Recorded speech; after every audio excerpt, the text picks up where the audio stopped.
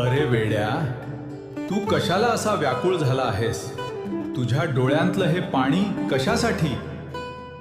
तू तर माझा भक्त आहेस, मग माझ्या भक्ताच्या डोळ्यात अश्रू शोभत नाहीत.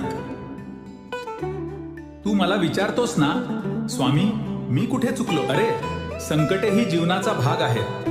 ती तुला खाली पाडायला नाही, तर तुला अधिक कणखर बनवायला आली आहेत. लोखंडाला जसं अग्नीत तपासावं लागतं, तसंच मनुष्याला संकटांच्या भट्टीतून जावं लागतं, तरच त्याचं सोनं होतं. मला माहिती आहे, तुला वाटतं की मी तुझं ऐकत नाहीये, पण मी तुझं प्रत्येक पाऊल पाहतोय. तू जेव्हा निद्रेत असतोस तेव्हाही मी तुझ्या श्वासांसोबत असतो. तू जेव्हा अडचणीत असतोस तेव्हा मी तुझ्या कर्माची फळं कमी करत असतो. मग तू साशंक का होतोस? बघ, भक्ती म्हणजे फक्त मंदिरात जाणं किंवा मंत्र म्हणणं नव्हे. भक्ती म्हणजे कर्म. तू जे काही काम करतोस ते पूर्ण निष्ठेने आणि प्रामाणिकपणे कर. दुसऱ्याच्या दुःखात सहभागी हो. कोणाचंही मन दुखवू नकोस.